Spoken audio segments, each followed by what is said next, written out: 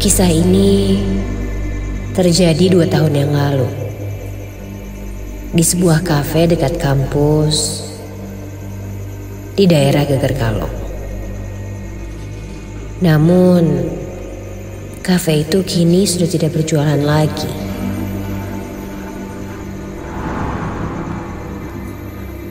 Namaku Ina. Setiap pekerjaan memang mempunyai tantangan dan juga kesulitan yang harus dilewati. Namun, jika yang dihadapinya makhluk gaib, mungkin kita harus ekstra siap dengan segalanya.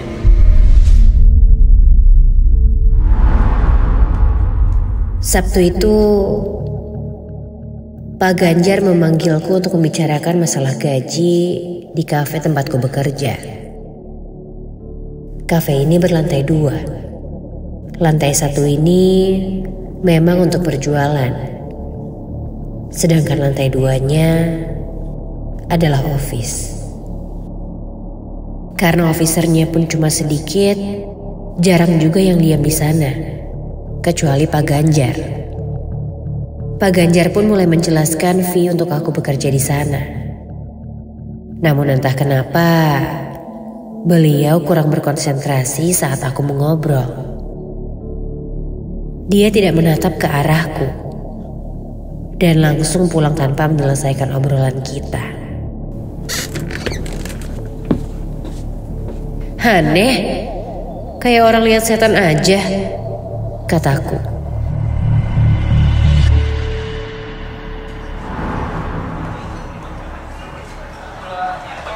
Esoknya, aku kebagian shift siang dan akan berakhir sampai kafe ini tutup. Seperti biasa, aku bekerja di bagian kasir. Tak ada yang aneh hari itu. Aku juga belum begitu akrab dengan teman-temanku yang lain. Hanya saja, singkat cerita, waktu sudah memasuki maghrib. Aku permisi sebentar ke kamar mandi. Beberapa orang saja dan berpapasan dengan temanku Hasan dan Torik yang sedang asik mengobrol santai di ruang kitchen.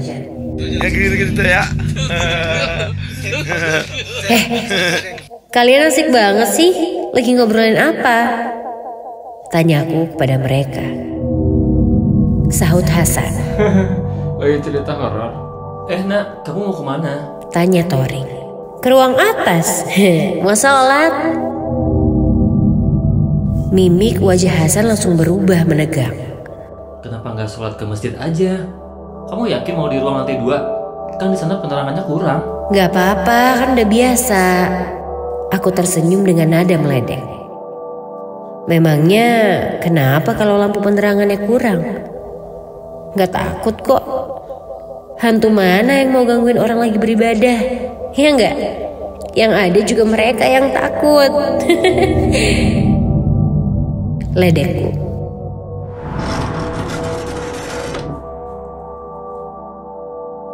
Sampailah aku di lantai 2. Aku pun mulai beribadah. Ruangan itu berpintu geser. Di sampingnya ada ruang office. Kebetulan ini hari Minggu. Jadi tak ada orang bagian office yang masuk. Setelah selesai, aku pun duduk bersila dan berdoa. Dan tiba-tiba aku mendengar ada yang membuka pintu geser. Refleks aku menoleh ke belakang. Tadi ada yang buka. Tapi kok pintunya masih ketutup ya? Penasaran, aku langsung keluar ruangan. Tidak ada siapa-siapa.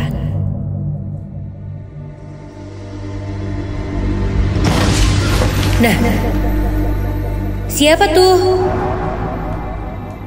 Makin penasaran, aku masuk ke ruang office karena pintunya saat itu sudah terbuka. Aneh, kenapa gak dikunci ya? Aku dengan cuek masuk ke ruangan office. Ada 3 meja terjajar dan tiap meja dibatasi lemari buku. Dan aku mendengar ada suara orang yang sedang mengetik. Aku mengintipnya dan ternyata di meja ujung aku melihat ada seseorang. Seorang laki-laki berpakaian kemeja putih duduk membelakangiku.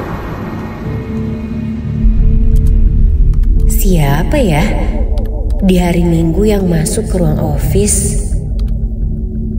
Jika dilihat dari belakang, itu sih mirip Pak Ganjar, manajerku. Ternyata sepertinya memang dia. Pak Ganjar itu manajerku. Dia salah satu yang berjasa sampai akhirnya aku bekerja di sini. Aku pun mendekati Pak Ganjar.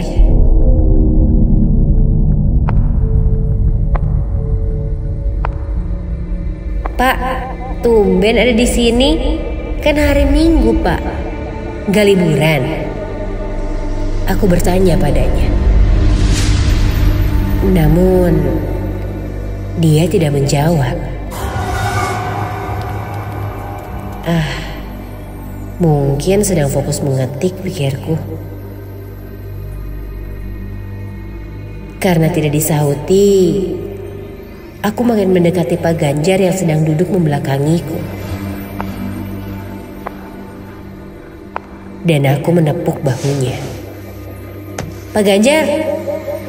Dan refleks, dia pun tiba-tiba menoleh. Dan mukanya rata.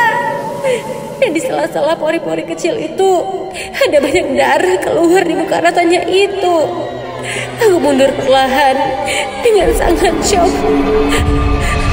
Sosok yang menyerupai Pak Ganjar itu berdiri dan berjalan terseok mendekatiku. Suaranya parau dan dia tertawa.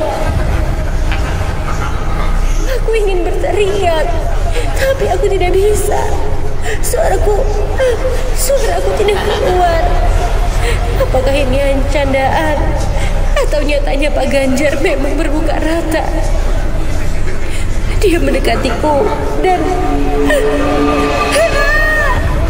badannya menembus aku saat itu. Dan aku tak sadarkan diri. Samar, ku dengar suara yang aku kenal memanggilku. Aku terbangun dan menceritakan kejadian yang baru saja aku alami. Taurik yang memiliki kemampuan indera keenam bilang kalau sering karyawan yang sompral pasti akan didatangi sama penunggu kafe ini. Makanya jarang ada yang betah kerja di sini. Kalau sudah pernah bertemu makhluk penunggu di kafe itu. Dan sekarang karena sedikit ada masalah internal, kafe itu pun ditutup. Meski begitu, aku tidak mau lagi melewati kafe itu karena punya pengalaman yang hingga saat ini tidak bisa aku lupakan.